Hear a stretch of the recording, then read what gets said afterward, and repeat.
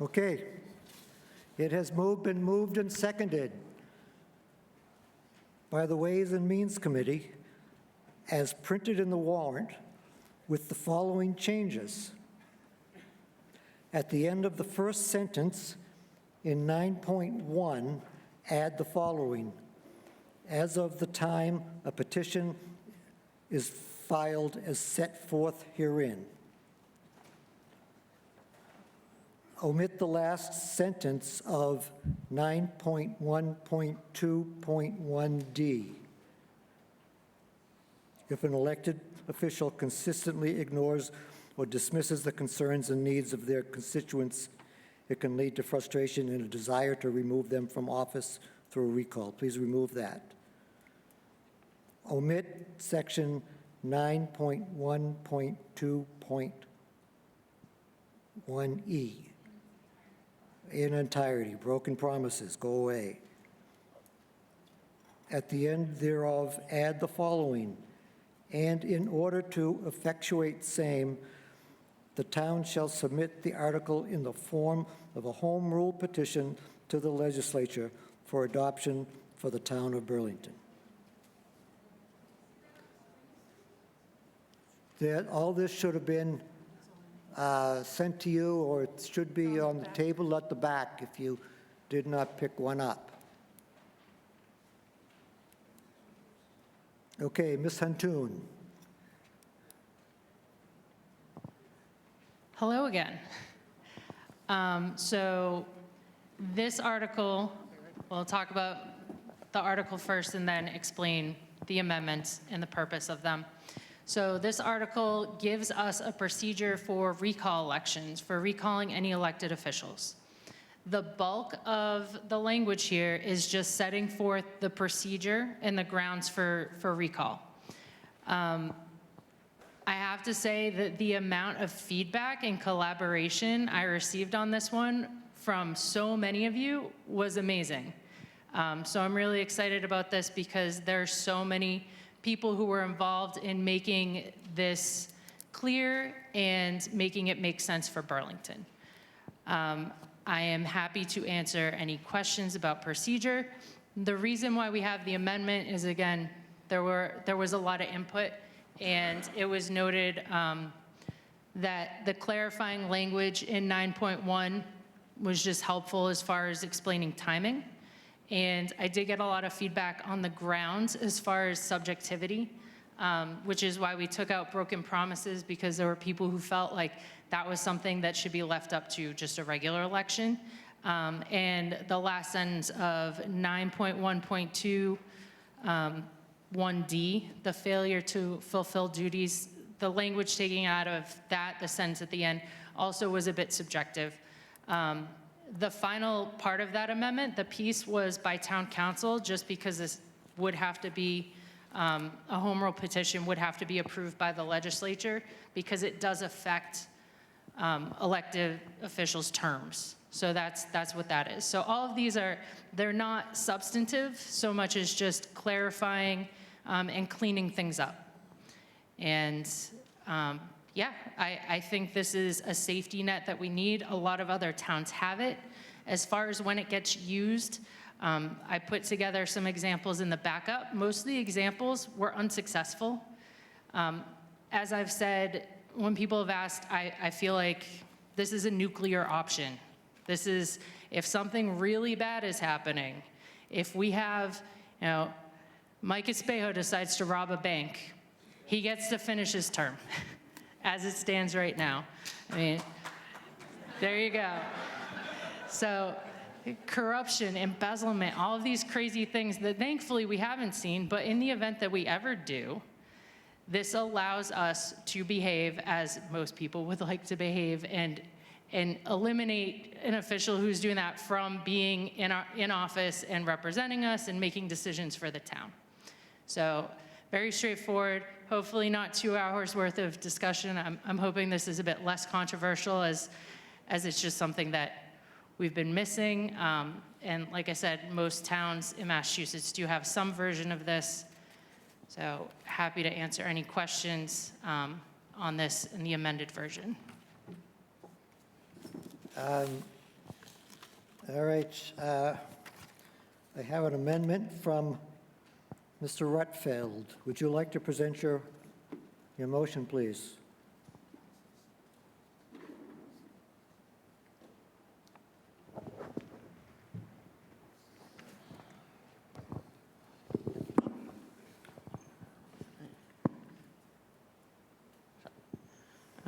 Thank you, Mr. Moderator. So I'm Alex Drutfield, Precinct 5.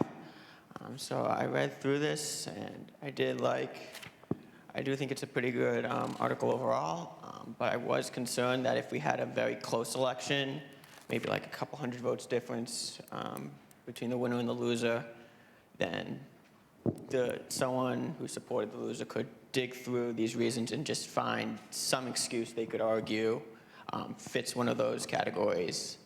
And in a close election, a couple months later, it could just be as simple as different turnout that changes the outcome. So I hope to kind of increase the margin a bit and make it very clear that what the person did to deserve the recall had to be egregious enough to seriously flip votes. So my proposal essentially would say it's not a majority of the votes have to be in favor of the recall. It's got to be at least 60%.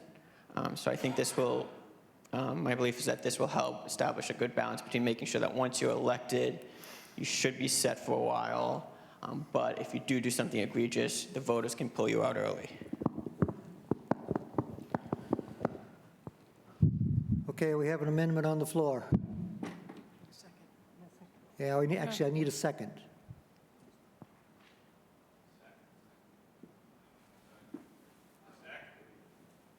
It's been seconded. So we can now discuss this amendment. Ms. Huntoon. Yes, so there are safety nets in this safety net. There is a sore loser provision at the end of this article that says there is an amount of time you have to wait after an election to actually initiate a recall. On top of that, I understand the fear of this being weaponized, but the number of people you need, first to initiate the recall petition itself, you need 1% of the voters. That is close to 200 people.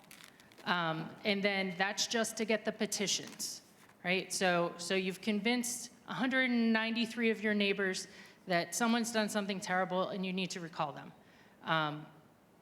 You take that, you go to the town clerk, you get the signature certified, and then you have these petitions that you need 10% of the registered voters to back you on. I find it to be highly unlikely that you could convince almost 2,000 residents to attack an elected official repeatedly and try finding additional grounds. And on the affidavit of intent, when you are filing your initial petition, you need to lay out those grounds. I think you would be hard-pressed to find that number of people who would be willing to attack an elected official repeatedly. I think the percentages that are put in there I think they would raise some major red flags with the state. As I said, this is going to be a home rule petition. The state has to approve it. What election do you ever go to where on the ballot you need a 60% majority to elect someone? That's really not standard. I don't think that is going to pass legal muster with the state. I think it needs to remain a simple majority. I think that is the most straightforward way of dealing with this in a very straightforward bylaw. So I would urge you all to vote against that amendment. Okay, discussion on the amendment, which is to change essentially majority to 60%. Mr. Cormier.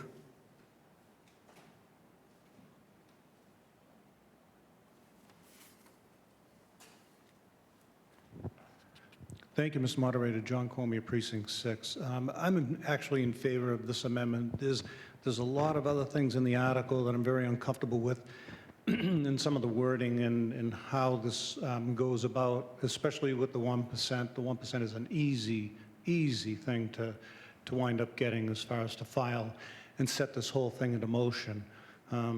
Believe it or not, I've been involved in a lot of issues in town, and we've gone to town-wide votes. And 10% is not that difficult, believe it or not, to actually get. I've done it a number of times, So the 10% to me really isn't that high of a benchmark, especially if it's in a contested race, and especially if a certain town issue is at hand. So it's always been that the recall should have a very high bar. So this isn't a way to abuse the system. So if someone had a particular opinion on an issue, controversial issue in town, per se, let's say, the Fox Hill School, for instance, and they were adamantly opposed to that, and it fell within the election cycle, and you had a bunch of people in the Fox Hill area, and this individual was adamantly running for the candidacy against it, and he got voted in by the rest of the town. You could legitimately have enough people in the precinct 1 very upset as parents to sit there and initiate this whole recall process. So I would respectfully disagree that it's difficult for that to happen. I think it's actually very easy. So the bar typically in a lot of recall type of processes, if you bother to look at it throughout different communities and different states, actually is set very high. You just don't want anyone to be able to set something in motion and create, the kind of havoc that can occur in some election cycles. So I'm in favor of this. I think any time that you can kind of tighten up the process and not make it easy. A lot of the other stuff's pretty easy. Felonies, you convicted, whatever, that's a no-brainer. But there are other issues in this that I find a little questionable. So I'd support this amendment.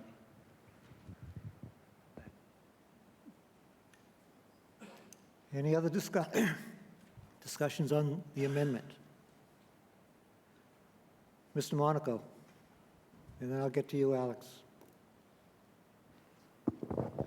Thank you, Mr. Moderator. Frank Monaco, Precinct 4. If I understand this correctly, what triggers the occurrence of the actual election is signatures, right? And there's I guess, 2 stages of signatures. But those signatures are in no way bound to the reasons that you list, like, malfeasance or whatever. People can sign it because they want to sign it. And so this really becomes a signature game, and it can be driven for a number of reasons. Malfeasance, political, I hate the person's guts. It doesn't matter. It's all numbers of signatures. So am I correct at that? Just give me an indication if I'm basically correct there. Okay. Now, given that, my personal opinion is this opens up a nightmare, potentially, that's far worse than just going back to the ballot box when the person's term is up. And, just for the records, in my opinion, the average term of anything in the town is 3 years, except for the planning board, correct? And the moderator. Well, we wouldn't do a recall on the moderator. We'd just give him a hard time, which we do pretty well. So, it takes, if someone's new in office, you give them a year and a half, and then you say, the person's a bozo, let's get him out of there. And then we go through this recall process. My opinion is, just go to the ballot box and take care of it. If it's somebody that's been reelected year on year, it's pretty unlikely that you would get them out of office unless there was really something wrong. And I don't think this is the best way to handle it. I think it's a lot of clutter. I think it's very political, and I think it's a numbers game, and I'm opposed to it. Thank you. Okay. I'm opposed to having the recall law. All right. But we're talking about an amendment, Frank, but that's okay. I let you go. Okay, I'm sorry. Mr. Moderator, I'm as bad as you are. What's the amendment? There's the amendment. Oh, okay. Change it from a All majority right, to 60%. I tell you what, I'll make this simple. I'm in favor of the amendment. I will never vote for the main motion, amended right. or otherwise. Thank I think you. we got that. Mr. Rutfield, did you have any further comments on your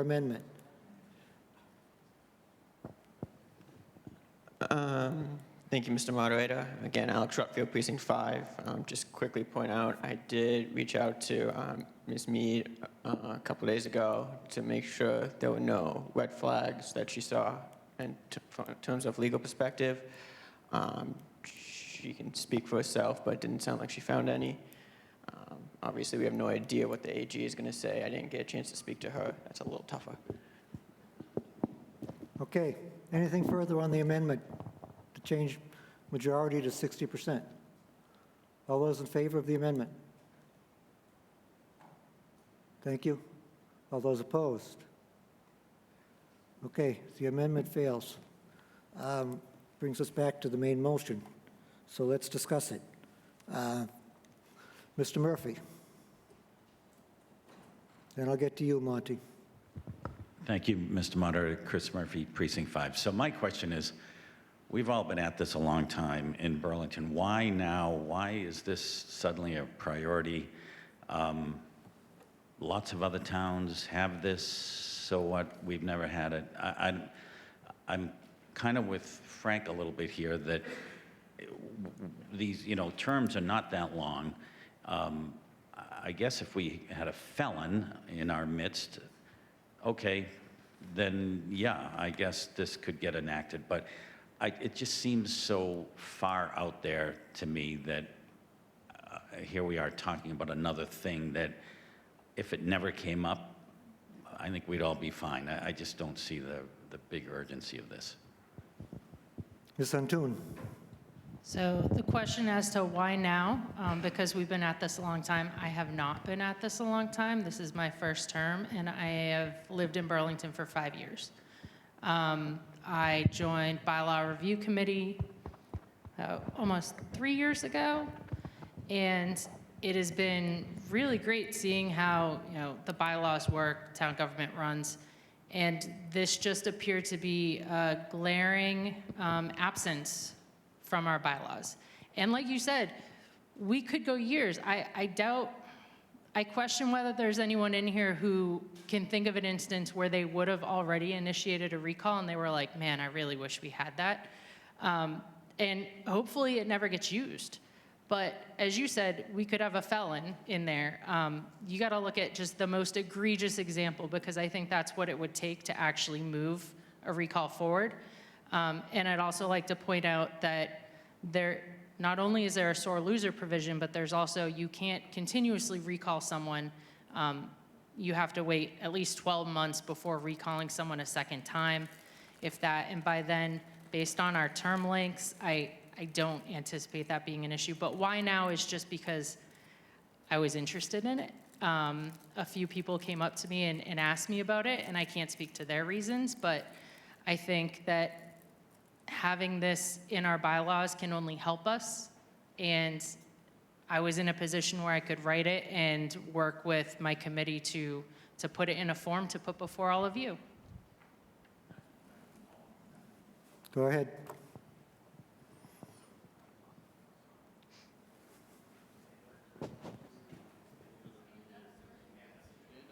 Come on, get up. I mean, I can hear you, but not through the mic. Do you want my control? Batteries dead. Give them the rest.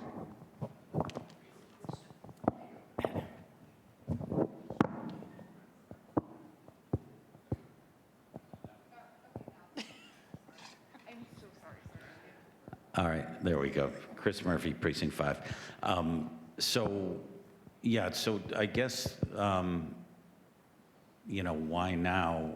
Because we're interested in it. I guess I'm just sort of sticking now with, the one thing I worry about, I get like a felon type situation, we can actually use this, that's good. But if it becomes even a chance that it becomes a political weapon and people try to get somebody out for all these other bad reasons that are not legitimate, then that is a mess. And to me, I would rather not have this than have the possibility of that happening. So that's my hesitation. Yes, Ms. Leone.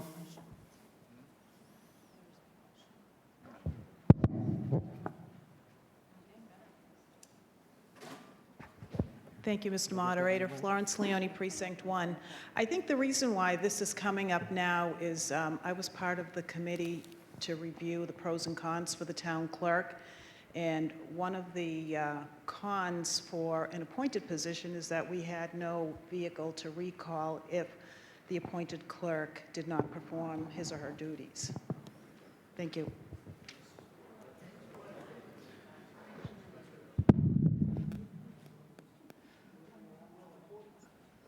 Yes, up at the back.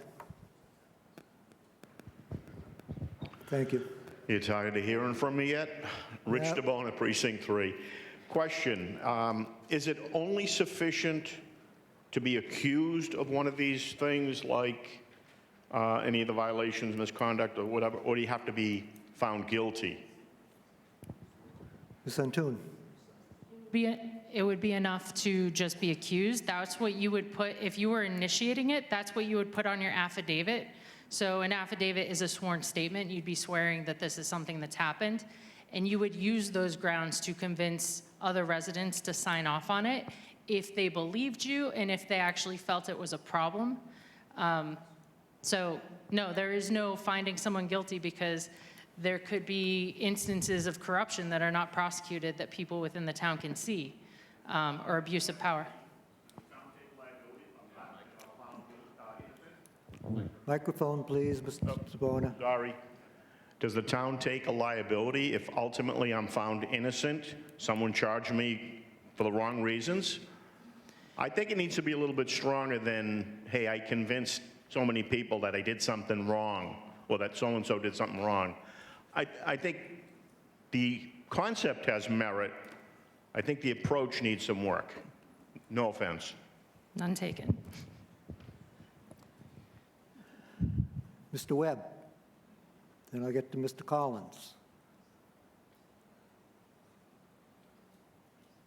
And then I'll get to Mr. Pearson. 1, 2, 3, okay. Dave Webb, Precinct 7. I think this is generally a good idea. There is some confusions here. First of all, I'd like to complain that I never did see the amended version, which he said was at the back of the room. And it'd be nice if those were sent to us well before the meeting. The second thing is I agree with Mr. Cormier. I think increasing the number of percentage of voters, registered voters, to agree to a recall should be maybe raised from the 1%. 200 doesn't sound like very much. 5 or 10% maybe is more reasonable. And finally, the section 9.1.8 is pretty confusing. Maybe you could explain to me why that's in there and what it's about, because right now it's independent of the business about the percentage majority. It's pretty confusing. Thank you. Hello? Okay. It's convoluted. The language is hard to work through. There's a lot of legalese in there, and there are a lot of different steps. So that one specifically, if there is a recall and it gets all the way to an election, whether it's a special election or it's taking place during a regular town election, you are voting both to recall. So there's 2 different items that everyone would vote on. One is whether you're recalling the person at all. And then if you are recalling them, you would have someone else running. You would have the separate thing that you're voting on be the actual elected position. So it's 2 separate things on the ballot. That's why it's listed out that way. You're voting whether you're recalling or not, and then you're voting either you can actually vote for the same candidate who's been recalled. If they're not resigning, they would remain on the ballot. So let's say you recall someone and no one decides to run against them, they get back in. There are a lot of ways where this can go kind of wonky. But that's what that section is. It's showing how it would show up on the actual ballot if it gets all the way to an election. Does that clear it up a bit? Yeah, so that's how it's supposed to be done. Yeah, standard procedure, unfortunately. Mr. Collins.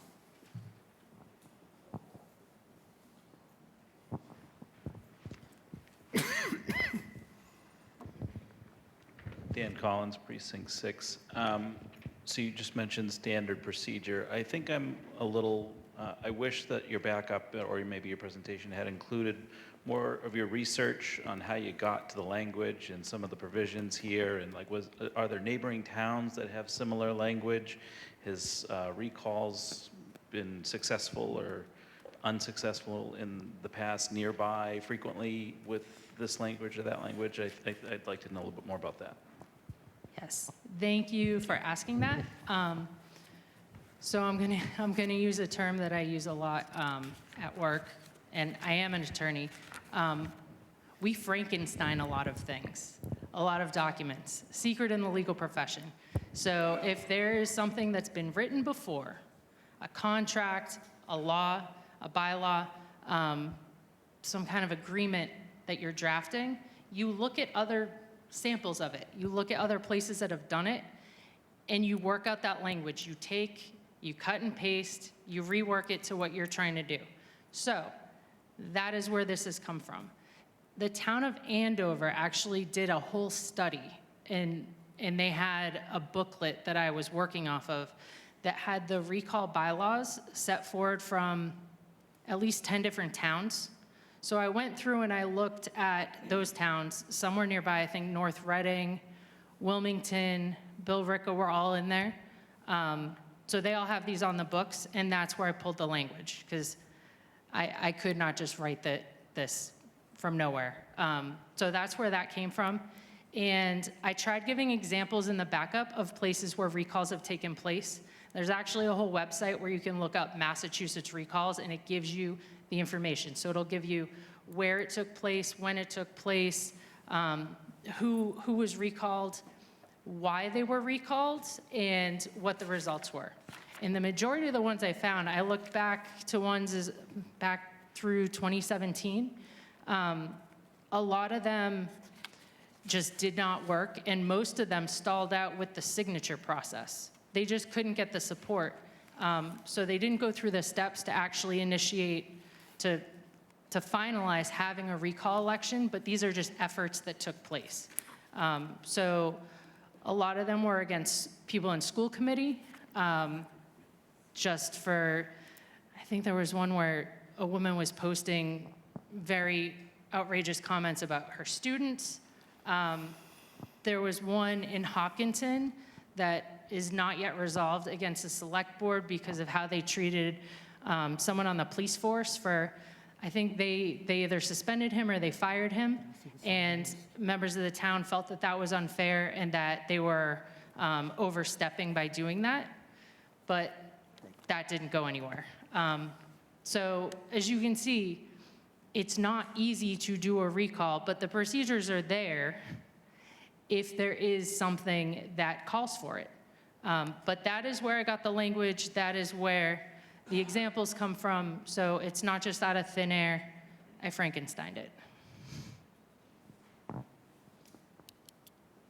Mr. Pearson.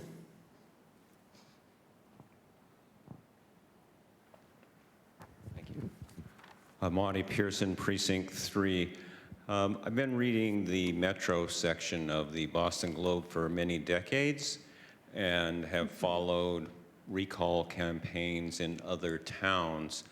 And many of them are extremely nasty, divisive, poison the water kinds of disputes that split people in the town and are really pretty nasty. And the idea that we might have a recall election against someone for being charged with ethical misconduct rather than convicted, or charged with criminal activity rather than being convicted, ethical violations rather than being convicted, that's a whole lot of, just imagine how that plays out on Facebook and other internet media through town. I think that this may have good intentions, but it could easily lead to a very dark place that I don't think that we want to go to. So I would very much recommend against supporting this article.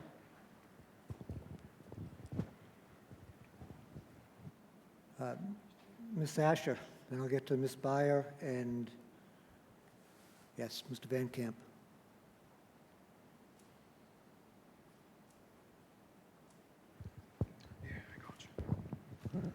Thank you, Mr. Moderator. Kate Asher, Precinct 4. This question is for Town Council, I guess. There's a clause here that says under 9.1.8. No, at the end of 10.0.0, a person who has been recalled from office or who has resigned after a recall petition has been filed shall not be appointed to any town office, board, or committee within 2 years. Is that any town or any office, board, or committee in our town? And in other words, does it have extra town effect outside of our town? No, this would only be applicable to the town of Burlington. Okay, thank you. Ms. Byer, please. Thank you, Mr. Moderator. Kathy Byer, Precinct 2. I want to second what Monty had said. And I have a two-part. One is a comment, and then I do have a question.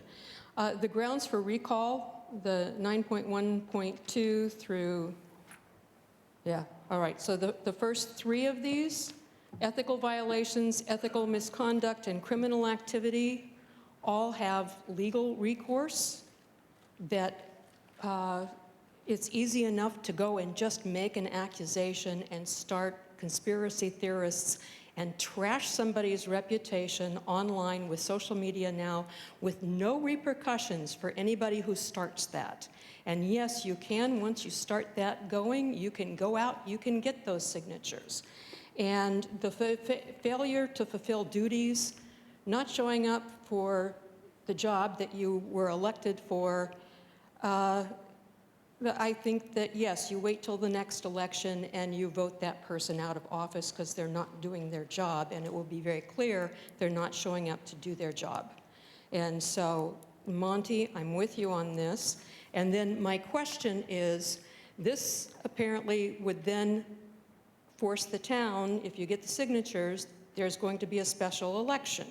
I want to know, what does the special election then cost the town, and are provisions made for funding that? Thank you. I can answer that. So I actually worked in collaboration with the clerk's office and Attorney Mead, along with other people in the town, and solicited feedback. So a special election, you're not going to like the number, it's $20,000 to $25,000 for a special election.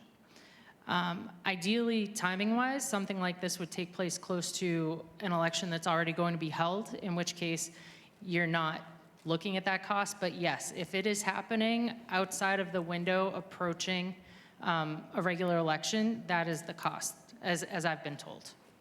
$20,000 to $25,000, yeah.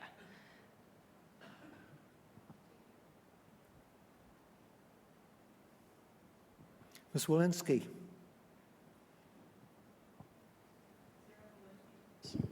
Sarah Walensky, Precinct 5. I feel a little bit like this is a solution looking for a problem. I'm not aware of this being an urgent need, and I totally agree with what Mr. Pearson said about this being a great opportunity for us to hate each other and rip this town apart. I think it's dangerous, and I don't see why we need it. Ms. Nash.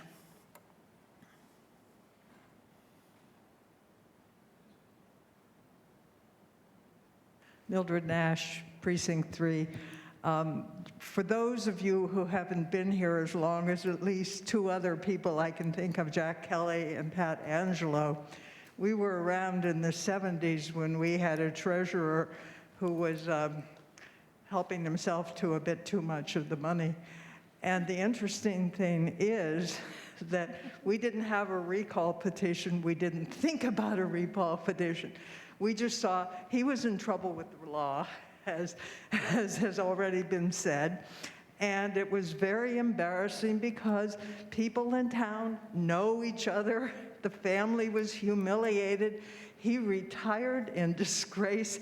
And I don't remember what happened after, one of you may, but we didn't spend $25,000. I think we limped along till the next election because there was somebody else in their treasurer's office who could do it. And I think one of the joys of our town, and that we took so long on the whole business of whether we should be here or not, shows how much we care. So I think this may not be necessary, but I have to say, I'm glad to see bylaw review paying attention and updating bylaws, but this may be one that, unless we become far more disinterested in what goes on, we really don't need. Ms. Angelo. Microphone, please, Pat. Pat Angelo, Precinct 5. I just want to say it's not Gary and it wasn't Brian Curtin, so I don't want anybody, trying to think back to see who it was.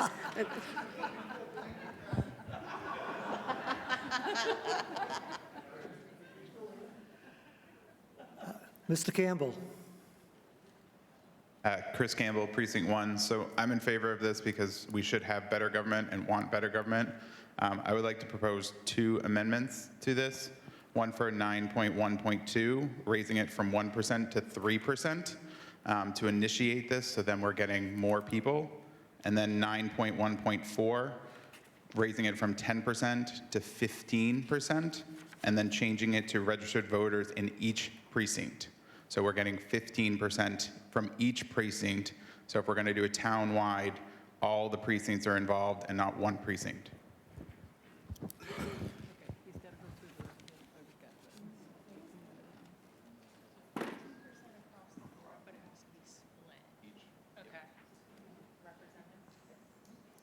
Okay, we have a proposed amendment. Do I have a second? It's proposed and seconded by Mr. Campbell to change 1% to 2% and 10% to 15%. Or 1 to 3 and 10 to 15. In each precinct. From each precinct, okay. Discussion on the amendment. Yes, sir, Jack. Mr. Kelly.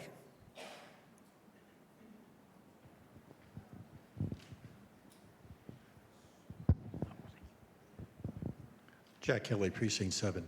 Some of our town elections, we're lucky to have 15% of the people show up and vote. So we're going to need more than 15% of the people to sign a petition to even get it on the ballot? I don't think those numbers work too well. So you're saying you're opposed to the... I am opposed to that because I think it's inconsistent with the number of people in town who actually are interested in voting. Thank you. Further questions, comments on the amendment? Mr. Collins. I'll say I'm generally in favor of the concept, but the amendment to me does not, it's lipstick on a pig. It doesn't do enough to fix the problems. And I would prefer that we just say no to the amendment, no to the whole thing, and then we go back to the drawing board if we really feel like there might be something here, but that's just my opinion. Further comments on the amendment? Mr. Flynn. And remember, we're speaking on the amendment. TJ Flynn, Precinct 2. I would support the amendment. I think to Mr. Kelly's point that it would be very hard to get those numbers of voters. I think that's the point. This should only be for the most egregious cases. It shouldn't be for a political issue or a political disagreement. I don't want to see that. But if somebody's embezzling funds from the town like they did in the 70s, we should be able to take that person out of office. I love that everybody thinks that the legal system will deal with them.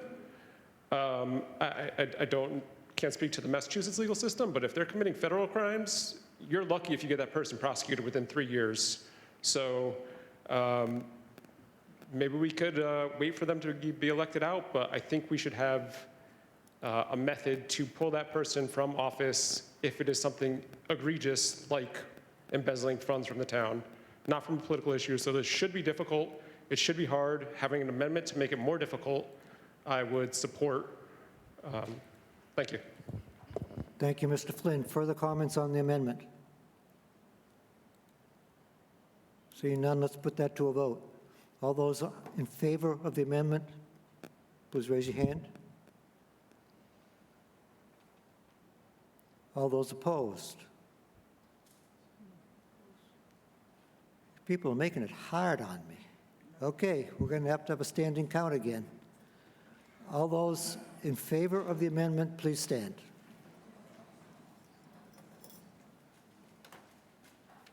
Mr. Denizio is going to put in for overtime.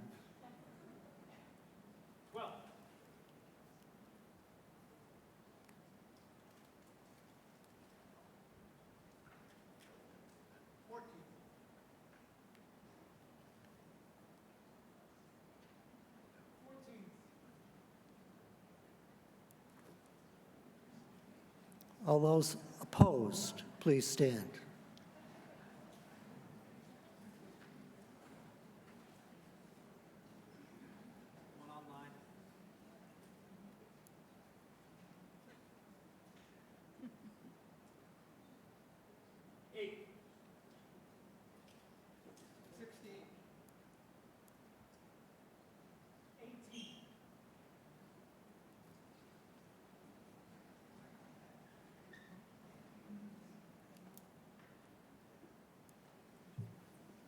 Forty-three, 40? There being 40 votes in favor, 43 opposed, the amendment fails. That brings us back to the main motion. Is there any further discussion to be had on the main motion? Mr. Van Camp, I was supposed to get back to you earlier. I apologize.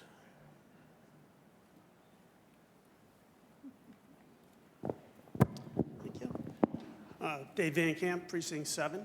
I'm very concerned with this being weaponized. I know you say it can't be, but if my numbers are right, for a townwide election, you need about 190 people to make that 1% to get it moving. But if I followed the flow chart that you had up there, it takes one person to start. They just send a letter saying, I'm going to threaten person, elected official X, I'm going after you. And then they have to get 190 for a townwide election. But it says no fewer than 1% of the registered voters of Burlington who are eligible to vote for the office at issue. So if it's a precinct level, the numbers go down. So depending on what, according to my numbers, depending on what precinct you're in, you need somewhere between 18 and 28 people to go after you. That makes it way too easy. Okay? And so you can go after a town meeting member with far fewer people. And what makes me really worried is 9.1.2, the grounds for recall. Where's the burden of proof? I mean, the first one, ethical violations, at least just say Mass General Law. That's fine. It's the only one where I can see where ethical misconduct, I just have to, say, oh, I think you did something wrong. And you take them to a recall. It's not enough. Criminal activity. What happened to the presumption of innocence? I mean, we've seen how social media, this buyer pointed out, social media has trashed many a person. So it's just way too easy to get this going. So, and I almost don't want to do this, but Ms. Sontun, I'm going to give you a chance to clarify something that you've been quoted on. I didn't know what to make of this article the first time I read it, so I started doing some research. And you were quoted in a BCAT article. And I'm going to read it from the article. Town meeting member Michelle Huntoon spearheaded the effort to draft the bylaw. There's a feeling in town that there's a good old boys club, and a lot of people have been sticking around a long time. For people who are paying attention, who are newer to town, younger generations who are seeing things they're unhappy with, it makes sense to have a procedure to address that without waiting for an election. That put chills down my spine. I'm hoping you can clarify that, but even, and I assume you will, but somebody else is going to think this way. Somebody else might say, you know what? I don't like the way that election turned out. I'm going to wait 3 months, and I'm going after them. And we just don't have a high enough bar. I agree with Mr. Cormier. This is overturning an election. It has to be a high bar. Did January 6th not teach us anything? We have to have that bar way high. This is putting it down in the trench. I can't support this. I urge this body not to support this. If we need it, fine. Let's take a little more time, broader collection of people. I applaud you for giving it some thought, but we need to take another bite of this apple. Okay. Thank you, Mr. Moderator. Ms. Santoon. Thank you. I hear you. That's valid. So I think BCAT slightly misunderstood me. So it wasn't that people are sticking around for a long time. It was that those who are sticking around for a long time, we have seen that they feel like they can do what they want and go beyond the scope of their roles. Whether it's appointing their unqualified friends to different positions, or whether it's misusing funds and no one's calling them out on it. People don't pay attention to town elections for the most part. A lot of people don't. I have solicited feedback, and the only negative feedback, and I love that there's a lot of engagement, a lot of thought being put into this, and if it doesn't pass, I would be happy to work with anyone here to figure out a way to word it and make it more appropriate. I think, first off, if you're going to rely on the criminal justice system, as it was already said, it takes a while. And there's a presumption of innocence in the criminal justice system. So yes, this would be a court of public opinion, but as small as the numbers seem, someone else pointed out how many people actually vote. Getting 15% is a high bar. I think getting 10% is even a pretty high bar. And as far as recalling town meeting members, that's a much lower bar. Proportionally, it's the same. But yes, if 10% of the people in Precinct 1 thought that I did something so egregious that they wanted to sign off and initiate a recall on me, they could do that. And 10% of one precinct is obviously much lower than the whole town. Completely agree. I'd like to take us to the idea of mutually assured destruction, where if we're looking at divisiveness and we're looking at people bringing larger issues and agendas in, there are two sides to that. And I think people will be very cognizant of that. And I think also that there's a measure of trust in this article and faith that I put in our residents and our voters as far as, and we can have very differing opinions on that, absolutely. But as far as convincing these percentages of people that something has been done so egregiously wrong that you need to recall someone, that you can't wait 3 years because they need to be out, I think that is a unifying force, and I think it would take a lot. And if this needs to be reworked down the line, if it doesn't pass, it needs to be reworked to set different standards, I'd be happy to work with anyone on that. I feel like the numbers that are in this are taken from averages and the norms from the other bylaws from surrounding towns that implemented this.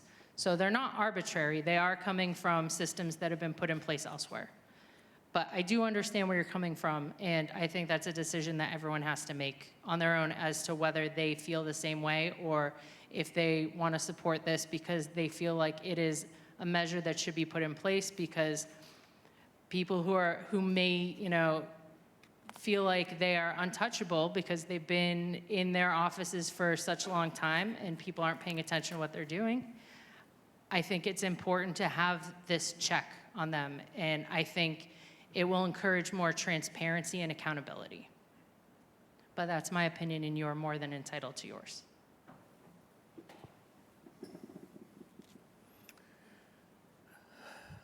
Somebody who hasn't spoken. Mr. Cormier, you haven't spoken on this. You. Mr. Cormier, I believe. Thank you, Mr. Moderator. The good-looking one out of the two back there. Wow. John Comey, Precinct 6. Again, with the best of intentions, I think there's a lot of things that, good comments and issues that have been brought up with this, and I would just ask that we postpone this until a further date and take another shot at this. Are you making a motion to postpone? I'm making a motion to postpone. Is there a second to the motion to postpone? Okay. Discussion on postponing. Point of order, yes?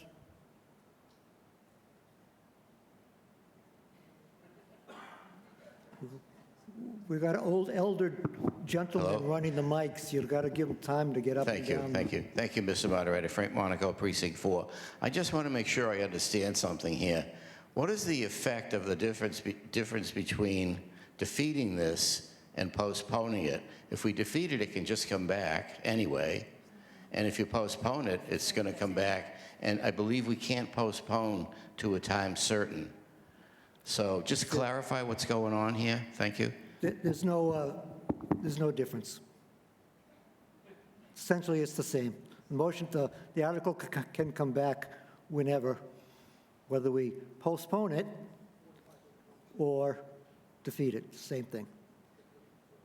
So now we have a motion to postpone. Discussion on that motion. Seeing none. All those in favor of postponing? All those opposed? You're doing it to me again. Have a standing count, please. All those in favor of postponing, please stand.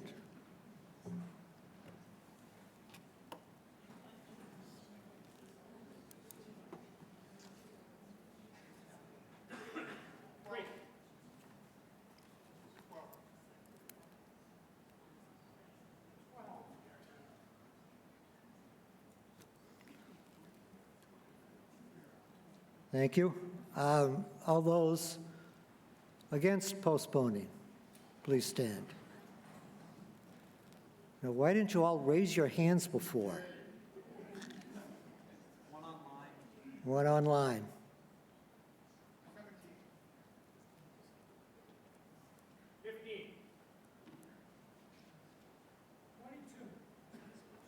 There is a clear majority in favor of defeating the motion to postpone. Brings us back to the article. Further discussion on the article. Mr. Kelly. And the next hand I saw up was Mr. Connors.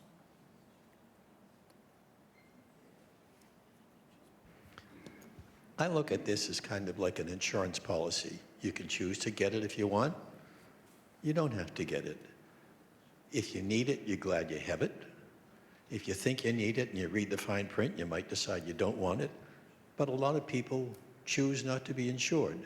So here, we can vote no because we choose not to be insured, or we can vote no because we don't like all the fine print. I don't think there's any wrong decision here, but let's each of us make the choice for a sound reason. Mr. Connors. Sean Connors, Precinct 3, move the question.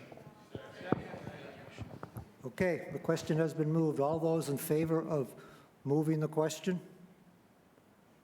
It's a 2/3 majority, need to be clear. All right. All those opposed? 1, 2, 3, 6 doesn't quite cut it. The motion to move the question passes. Brings us to a vote on the main motion. All those in favor of the motion? Please, okay, yeah, raise your hand. Okay. All those opposed to the motion?